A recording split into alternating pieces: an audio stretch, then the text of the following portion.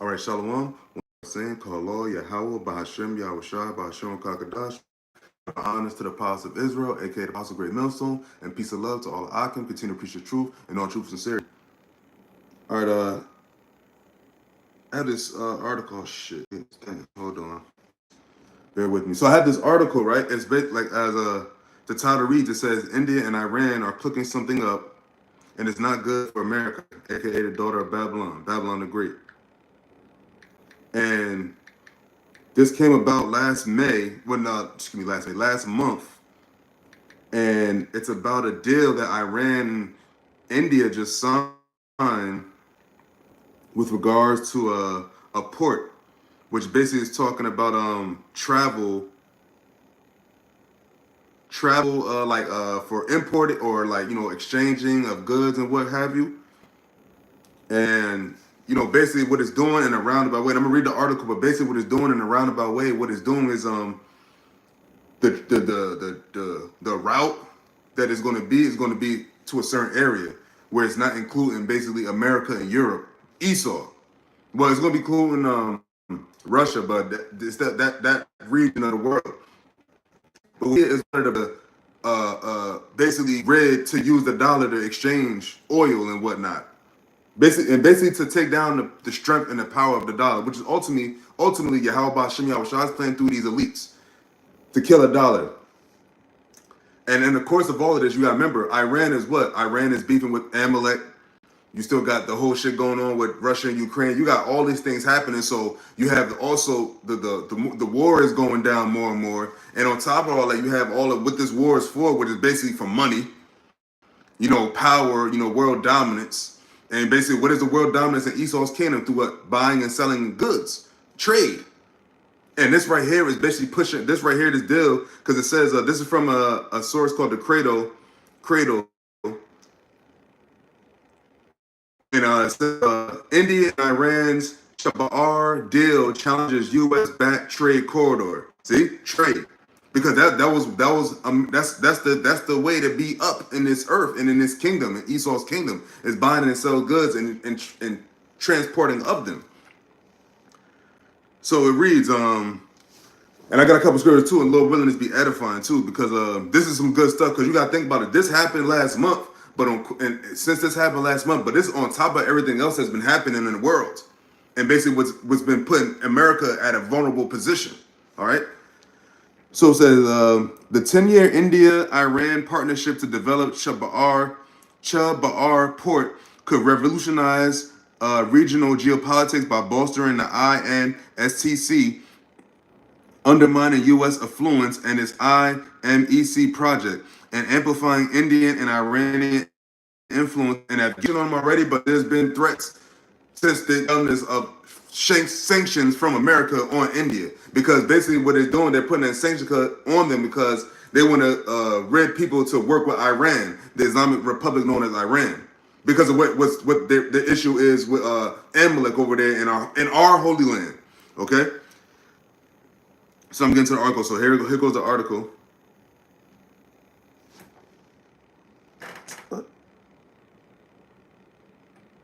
See, and there's plenty of news coverage on it if you Google it. But this is one of the best ones I came across.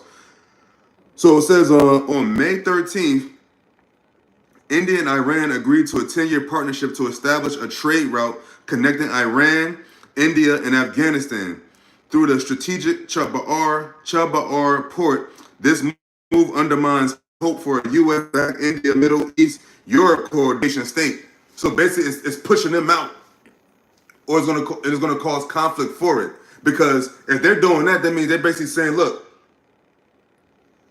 they don't want NATO, they don't want America, they don't want Europe, to have the whole upper hand. So they're making something where to that region of Europe and America is not privy to what's happening, because they would have no quote unquote jurisdiction over that, is what I'm hearing. Okay, and that's why America wants to sanction them on it, because they basically want to have their hands fully into that region and have their hands fully into all that trade shit going on and profiting from it. Okay.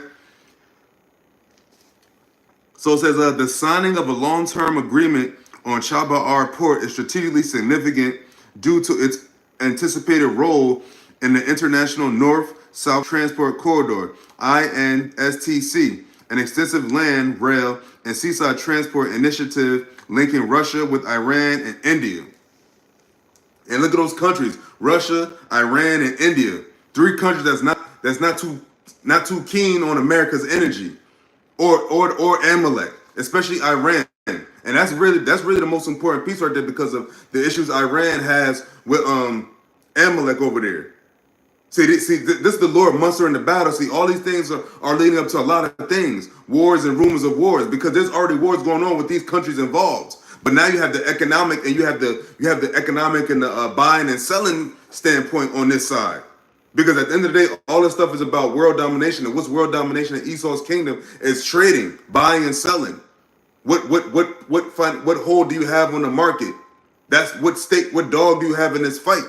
And what's going on right now is America dogs is getting smaller, and they're having less pull and access to the things that's going to make America great, and it's going to make America be that top dog, because now it's a lot of competition, and right now, as you can see, America is being pushed out a lot of these things, man. And it said in this article too, a lot of these things why they're pushing out America is because there's support for Amalek over there in Israel right now. Okay, but continuing on, and it says the Chabahar port development under the Afghan, Iranian, Indian trilateral agreement will undoubtedly impact regional dynamics, as Iran and India will intensify their involvement in Afghanistan, further isolating the U.S. and Pakistan. Further isolating the U.S. and Pakistan, because you know India got beef with Pakistan, even though that's both Elam. But let's talk about America though, because Pakistan is down with America. I'll read that again. So it says the Chabahar's port development under the Afghan, Iranian, Indian trilateral agreement will undoubtedly impact regional dynamics, as Iran and India will intensify their involvement in Afghanistan, further isolating the U.S. and Pakistan. Further isolating the U.S. and Pakistan, which means they ain't gonna have that much just say so over there, man. And that goes into what the we are standing here strong against America like this, because you got a lot of Elamites over here in America, but over there as far as the land goes, they're isolating the U.S. and Pakistan, and India is a BRICS nation. Remember, the BRICS is an acronym: Brazil, Russia, India, China, and South Africa. So why they not? And this is all a ploy to rid the world of the dollar having as much strength as it once had. And this is also the Lord making what? The daughter of Babylon fallen. Babylon the Great is fallen. It is fallen. It shall utterly be destroyed. It is being destroyed momentarily as we speak, through things like this. Now you don't have the chest. You don't have the chest to be just poking out like that, like you once had. Talk about America, because eventually Pakistan is going to be down with over that area instead of being with America. They're going to look at what's going to benefit their country. So it says Ziaul Ak Sahardi, former director and coordinator of the Pakistan-Afghanistan Joint Chamber of Commerce and Industry, tells the Cradle.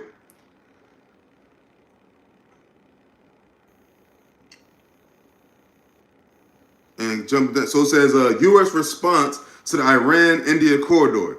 It says Washington's dismay over the Iran-India corridor reflects a shift in priorities due to the realignment of tactics. Initially, the U.S. did not object to India's participation in the Chabahar project, believing it will rival China's multi-billion-dollar Belt and Road Initiative, BRI, and counteract Beijing's expanded influence in the Indian Ocean and Arabian Sea. The U.S. perceived the Iranian port as direct competition to the Chinese-funded Gwadar port in Pakistan's Balochistan province, which softened its stance on Chabahar port. So basically, they was thinking that because they said it's isolating U.S. and Pakistan.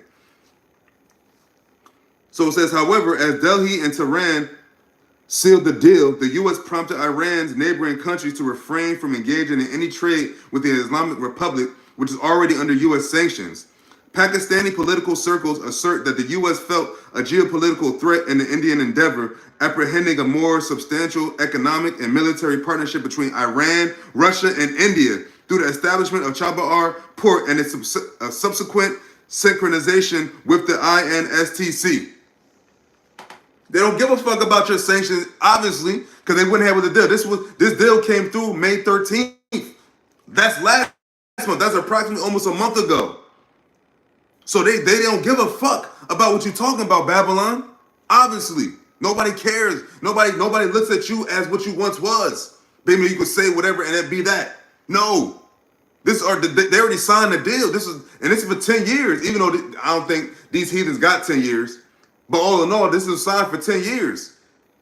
And it said America thought that it somehow would benefit them as far as like against the thing with China, but it's going to make their relationship stronger. Because remember, the Lord said what? He's going to put America on an island, and that's another way how the beast can hate the whore, because these countries are going to see what the benefit their country, their land, not just because they're Edomites. Remember, this is Satan's house divided as well.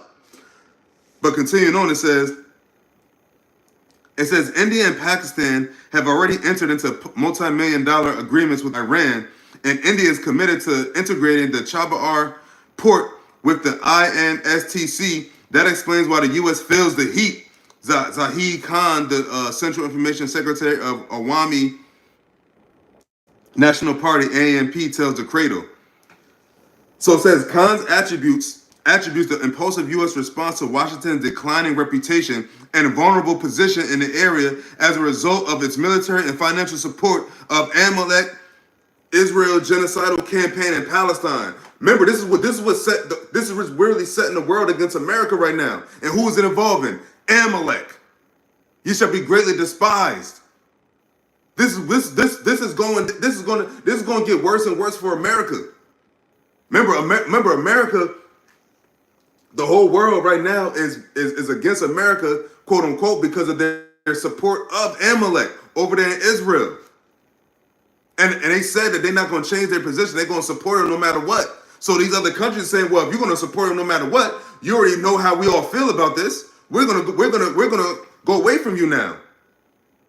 And that's going to be that's how America's going to be utterly wasted, man. And that's how these other nations, they're going to watch Babylon be destroyed. Because right now, the pride is still up there for America, but this is going to happen, and this is not going to end well for America. I'm going to read that again. So it says, Khan attributes the impulsive U.S. response to Washington's declining. Because remember, America knows that everybody don't like what they're doing, but they such devils and so prideful that they're not going to stop because of whatever gain and benefit they have, whatever, that's what they're not telling us. So it says, Khan attributes the impulsive U.S. response to Washington's declining reputation and vulnerable position in the area as a result of its military and financial support of Israel genocidal campaign in Palestine. And it said they didn't want Tehran to steal the spotlight in regional and international trade because it would completely undermine the whole purpose of the U.S. Middle East policies. He says, adding that the U.S. is playing a major game in West Asia where they believe Tehran doesn't stand a chance. So they think. But remember, the Lord said, what? The weak shall say that I am strong. Let me get that real quick.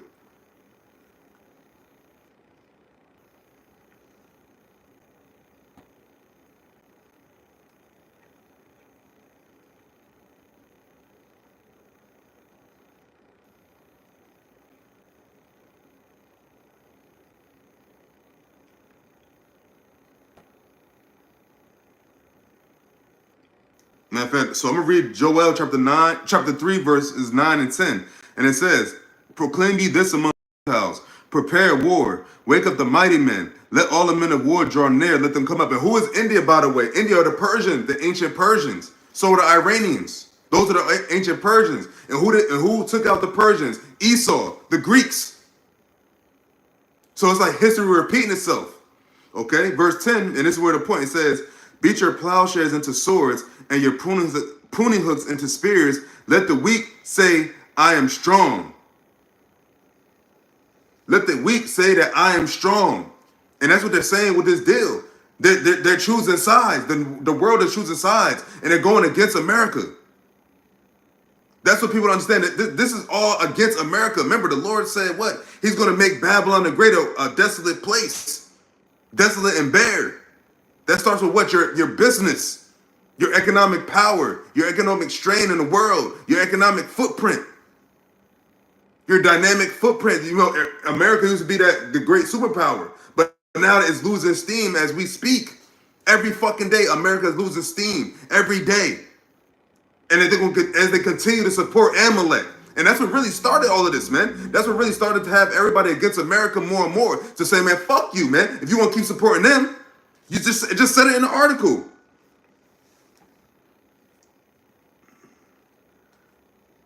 And it says, India put on notice. So it says, on the same day India and Iran signed the agreement, the U.S. State Department promptly stated that India would not be exempt from U.S. sanctions if it continued to invest in Iran, but they already signed the deal. So obviously they don't give two shits about your sanctions, really. Because think about it, Iran has sided with Russia. And Russia just declared America an enemy, so why would India want to care more? Why would India care more about what you feel instead of Russia? Think about it. Think about this thing. This is like some gang shit.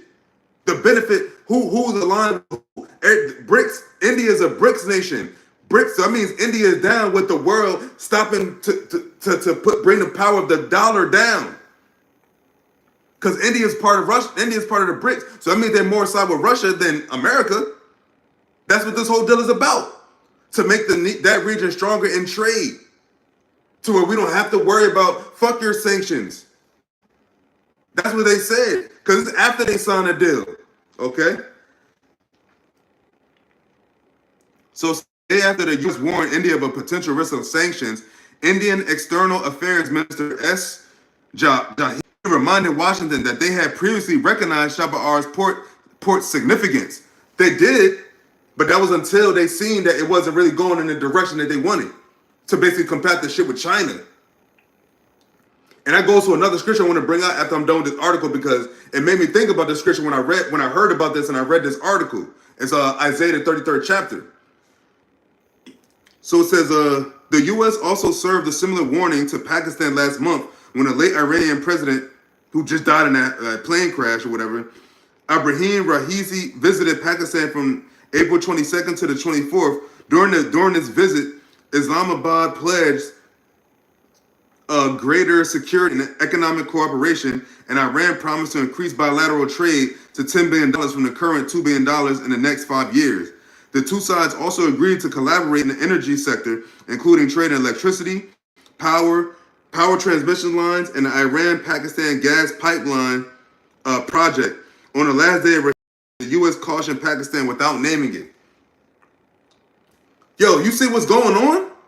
Fuck your sanctions. They're saying fuck your sanctions. They've already made this deal. And this is pushing America the reach further and further away from America. It's more than one way that's gonna catch. The Lord said I should make thee desolate and bare. All these places are gonna come upon you.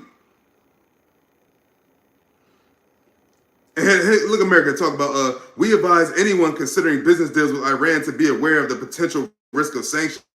The State Department spokesperson Vedant Patel said during a news briefing on April 24th. But this is all in play already. They signed a deal. And they just and you see how hold up.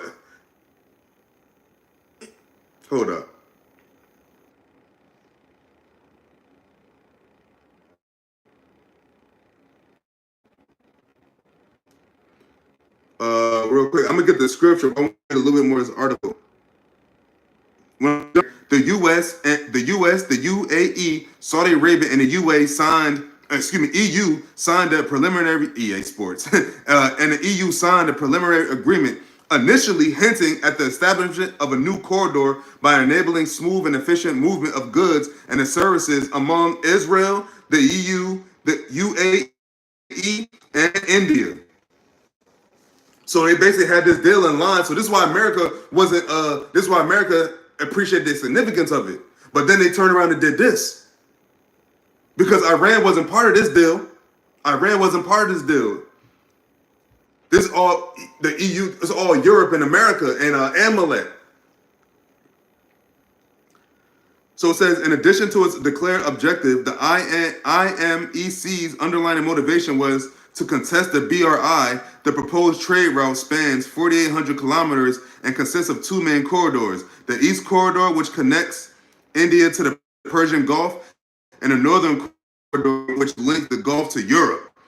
The U.S. intends to integrate Israel's economy into West Asia with India's assistance and establish connections between Amalek and the West Asian, European, and East Asian markets. Okay, so this is what America wanted to flow. So it says the establishment of the IMEC has challenged not only the Iran, Russia, India joint endeavor on the INSTC, but also the Iran-India venture at Chabahar Port, putting India in a difficult position. Washington was hesitant to overly rely on these projects, which could potentially increase India's dependence on Russia and Iran, and even encourage Pakistan to go ahead with the gas pipeline project. Keeping these points in mind, one can easily deduce why the U.S. reacted so fiercely to the Iranian port. Because they don't align with the EU, EUA, US, Amalek. It don't align with that deal. But that's a whole nother venture that they don't want them to do. But Israel and Iran already just signed a deal. They signed a deal May 13th. It's almost June 13th. That's almost a month into. Okay. Oh, here it gets good. Here's something else. So, given the BRICS plans to replace the dollar with the BRICS medium or exchange at their upcoming summit in India has seized the unique opportunity to sign a Chabahar Port deal, hoping that dollar with the BRICS medium of exchange at their upcoming summit in Russia this year. India has seized a unique opportunity to sign a Chabahar Port deal, hoping that Washington will think twice about imposing sanctions on India during this delicate period. But delicate for who? Who is this really delicate for? It's delicate for America. It's delicate for Amalek. It's delicate for Europe. And that's pretty much it on that, you know what I'm saying? But it's, you know, if you want to read this from the cradle, you know, all you gotta do is Google like Iran-India deal. So now let me get to the scriptures. Or scripture.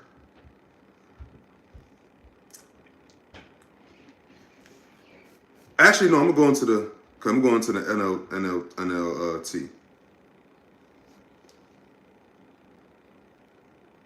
So we're going to go to the book. Actually, I'm still in Isaiah. Go to the book of Isaiah, chapter 33. I'm going to start at the top. And at the top of this, it says the judgment of Yahawah. It says the judgment of God, but the judgment of Yahawah. So this is Isaiah chapter 33, verse 1. Now, keep in mind, India and America was supposed to be on quote-unquote good terms for a deal for this port stuff. But India turned around and made a deal with Iran. So let's read the scriptures, because this is all biblical prophecy. It says, woe to thee that spoilest, and thou wast not spoiled, and dealest treacherously, and they dealt not treacherously with thee.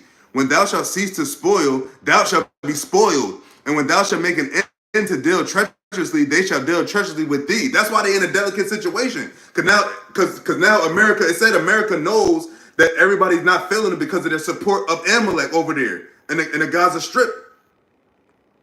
So that has made America, because the whole world is saying ceasefire, but America is the main one supplying Amalek with the weapons over there.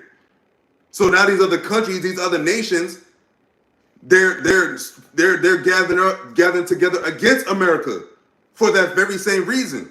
That's why I said because India wasn't dealing treacherously with America. India and all these countries, Pakistan, they all had chummy relationships with America. But what soured it? This whole shit going on with Amalek. And now they saying fuck you now, America. They saying fuck you, Esau, daughter of Babylon.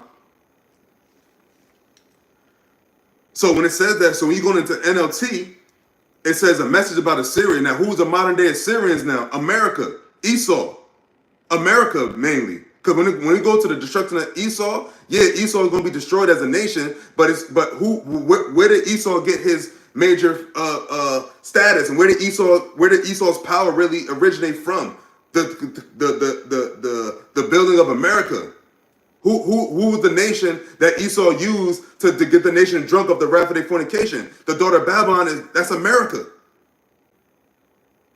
And now it's not so sweet anymore, because now these other nations are what? They're gathering against you now, America. Talk about America. So you go to Isaiah 33:1 in the NLT, it reads, "What sorrow awaits you, Assyrians, who have destroyed others, but have never been destroyed yourselves. You betray others, but you have never been betrayed. When you are done destroying, you will be destroyed. When you are done betraying, you will be betrayed." And that's what India just did. India just betrayed America. They say, you know what, we are going to deal with Iran. We signed the deal. And you know what happens when you sign the deal? And it's a 10-year deal at that. They're going to be building this port. And ultimately, Lord willing, YAHAWASHI comes before 10 years from now. But all in all, as it's set right now, they signed a 10-year deal with Iran, talking about India. And Pakistan has deals with Iran as well. So now America's saying, oh, we're going to put sanctions on you if whoever continues to do business with Iran. So they said, fuck you though. We signed the deal already. Go ahead and put sanctions on you want. We with Russia anyway. India's with Russia. India's a BRICS nation. People don't understand, like, this is all in motion already. This is the Lord mustering the battle. This is the Lord putting Babylon, the great America, on an island by himself. Herself. You experience all these plagues. They didn't deal treacherously. They shall deal treacherously with you now. Thou that would not betray shall be, you gonna be betrayed. You betray others, you probably doing a bunch of fuck shit to India, Pakistan, a bunch of backhand deals. Screwing people over. That's what America's known for, screwing people over. But who is the Lord going to destroy America for screwing over the most? The children of Israel. The children of Jacob. The real children of Jacob. The sons and daughters of Jacob that are oppressed right here in this land known as Babylon the Great, aka America.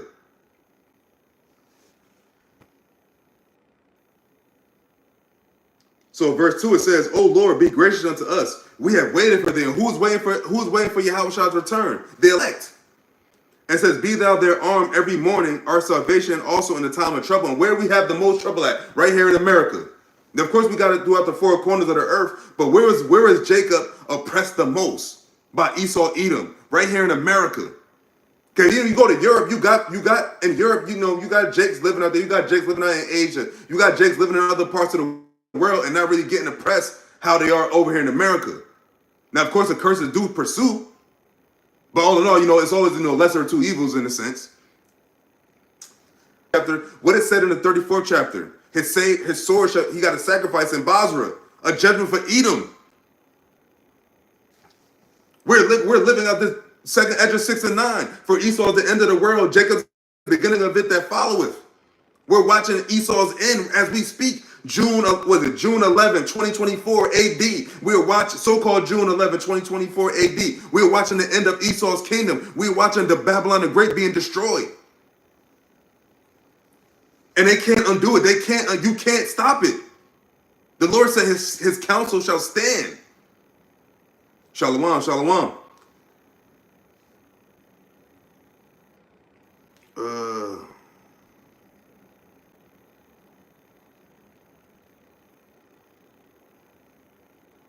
Actually, that was the only one I wanted to bring out.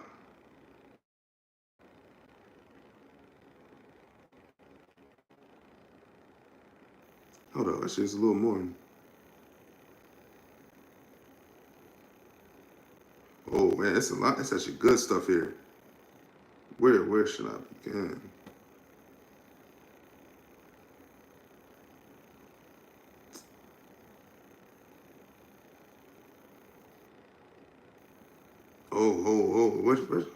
Hold up.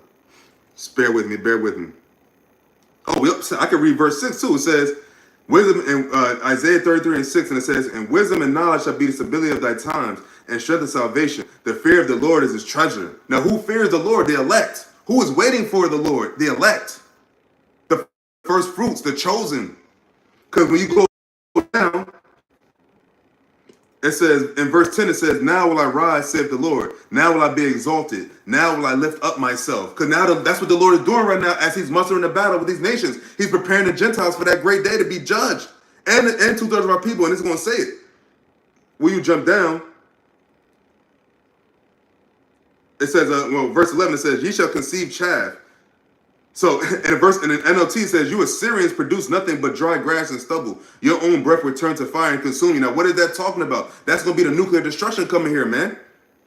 Remember, there's going to be a nuclear war. That nuclear war, that's the Lord, that's the battle that the Lord is mustering. That's why you're hearing more and more about nuclear talks.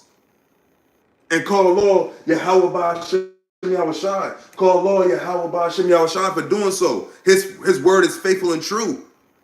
We see it right before our very eyes. That's why it's important to hold on to the truth and to pray that the Lord take not that Holy Spirit from you to whoever believes at this moment. You want to continue to believe in this, continue in the faith of YAHAWAH YAHAWASHI, because YAHAWASHI is coming. He's on his way. The end shall speak. It will not tarry. And it says, yes, so in verse 12 it says, and the people, excuse me. Let me read that in NLT. It says, your people will be burned up completely, like thorn bushes cut down and tossed in the fire. That's that nuclear fire coming to the daughter of Babylon. That should be utterly destroyed. Jeremiah the 51st chapter. Jeremiah the 50th chapter. Jacob's trouble. All these things are going to simultaneously be happening right here on the earth as we speak, and it's coming soon. And it's in Jerusalem shake with fear. Terror seizes the godless. Who can live with this devouring fire? They cry. Who can survive this all-consuming fire? And what is our God? What is it that our God is? A consuming fire. And what is he coming to bring to America? A consuming fire. You're going to have our people that's going to get the MOTB. You're going to have 2/3 of our people that's going to be destroyed. But the good thing for them is when they do come back in the reincarnation, born again, newborn babies, they're going to be judges. They're going to be immortal. They're going to be all of that. But some of them have to experience that second death. And that's the fear of the Lord. You should fear that. Who knows what it be like consuming fire? You're going to be in a consuming fire. That means fire all around your body, burning flesh. And the Lord leaving a spirit in your body. Remember, the Lord said he's going to leave motherfucking spirit in their body. Your flesh is going to melt off. It said it should consume their holes in their eyes. Your flesh being consumed. No matter how tough of a person you are, no one could withstand that. That's why he said it.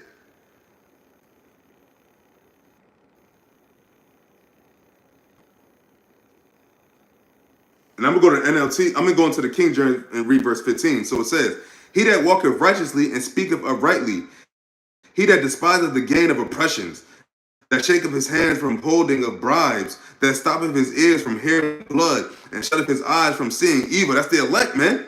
The elect are the ones sighing and crying for the abominations done right here on the earth, right here in the daughter of Babylon, hoping for this place to be destroyed sooner and sooner. And look what that person's going to get. It says, verse 16, it says, he shall dwell on high. His place of defense shall be the munitions of rocks. Bread shall be given him. His water shall be sure. And then going to NLT, it says, these are the ones who will dwell on high. The rocks of the mountains will be their fortress. Food will be supplied to them, and they will have water in abundance. And that's going to talk about in the time of Jacob's trouble as well. Because when you go into the 6th verse, it said what? Wisdom and knowledge shall be the stability of thy time. Oh, excuse me. That's the 30th chapter. My bad. Hold up. Oh, damn it. That's 30th chapter. But hold up. Fuck it. 30th chapter. All right, but yeah, all in all, still the same. What the hell was that? Okay.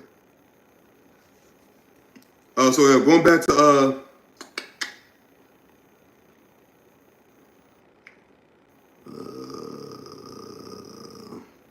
okay, here we go. And it says, thine eyes shall see the king in his beauty. And who is the king? Who is the king of kings? YAHAWASHI. And it said, they shall behold the land that is very far off. Thine heart shall meditate terror. Where is the scribe? Where is the receiver? Where is he that counteth the towers? And you go into the NLT, in verse 17, it says, your eyes will see the king in all his splendor, and you will see a land that stretches into the distance. Verse 18, it says, you will think back to this time of terror, asking, our fallen city. Now that's when we see these devils go down, man. Is this man that made the nations to tremble? Because Esau is going to be brought very, very low. And even going to the book of Jeremiah, the fifth, Edom, starting with you, Amalek. So continue, keep doing what you're doing. The Lord is having you do it anyway. But just know that it's going to be a recompense. And it's going to be double. Give unto her double.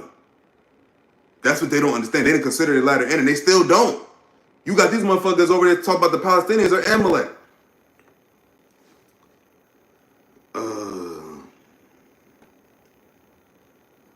Damn, so much good, but that's... I'm going to continue on. Hold up, because it's almost the end of the chapter.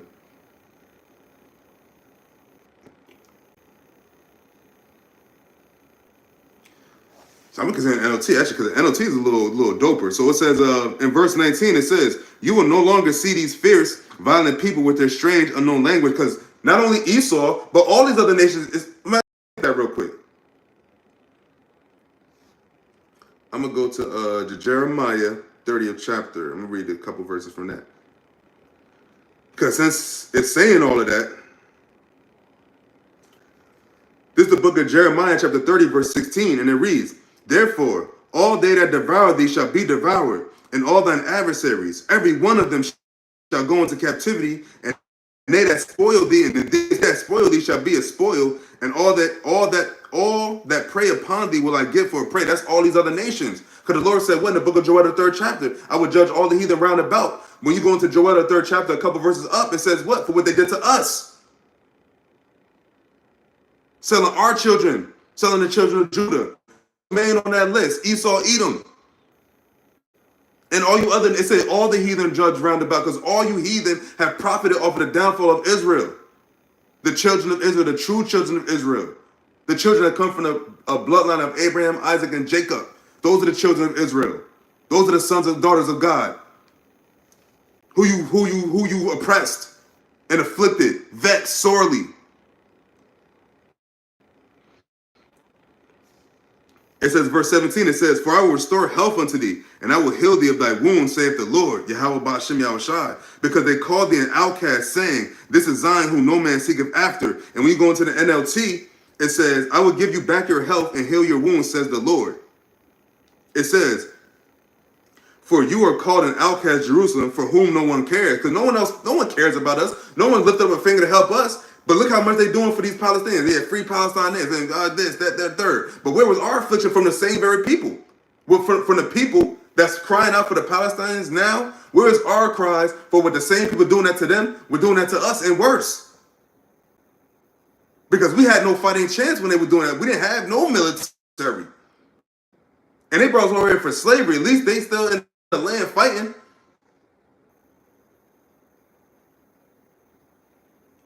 And it says the restoration of Jacob. And it says in verse 18, it says, thus saith the Lord, behold, I will bring again the captivity of Jacob's tents, and have mercy on his dwelling places. And the city shall be builded upon her own heap, and the palace shall remain after the manner thereof. And when you go into the NLT, it says, this is what the Lord says. When I bring Israel home again from captivity, where's our home? The land of Israel, where Amalek is right now, where he about to get rooted out real soon. It says, and restore their fortunes. Jerusalem will be rebuilt on its ruins. Because what? Not only are we ruined as a people, but that land is going to be ruined. That land is going to be hit with missiles. That land is in ruins right now. Because look what Amalek is doing. Amalek is, because they're saying they want to rid those Gazians out so they can rebuild. But you're not going to rebuild that land. Even if you are able to start doing something, you're not gonna be in that land in peace. The prophet said that land is going to be in ruins, so the war is going to continue. And now you're going to have more people on your ass now, because now you talk about going to war with the Hezbollah. So Yahawah BAHASHAM YAHAWASHI is doing you dirty. He haven't even gotten to you yet. He's getting Ishmael at the moment. Because Ishmael on that list too. You on that list too, Ishmael. What, Psalms 83, get took counsel against thee. Ishmael was mentioned. The Hagarenes, that's you, the devil, that's you other heathen, that's Ishmael. That's you fucking Arabs.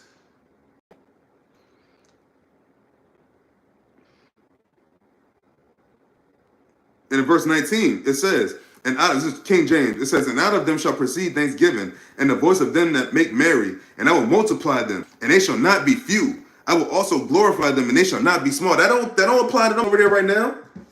They ain't out there in bulk numbers, like just like just, you know what I mean? No. The Lord said it's gonna be abundance of everything in the land of Israel when we get back. They don't have the abundance of everything over there in that land. And you fucking getting backed by America. Where's the Lord at? Where's your Lord? It would be if those are the people, if those are the real children of Israel, where is the Lord and where is King David? The house of David. The Lord said he's going to descend from the heavens. That's not how you got over there. That's not how them devils got over there, them fucking Edomites, because you were Edomites. That's not how you got in that land, so you can't be the people. Because the Lord said he was going to put his people back in the land of Israel. He was going to overturn the curses. You don't have no curses on you. But you will very soon. So, with that, Lord willing is edifying. I'm going to give all praises to Yahawah, BAHASHAM, YAHAWASHI, BAHASHAM, and all truth and sincerity. Shalom to all people watching. Shalom, shalom. And we keep watching. Keep. Yo, it's shit's happening every day, man.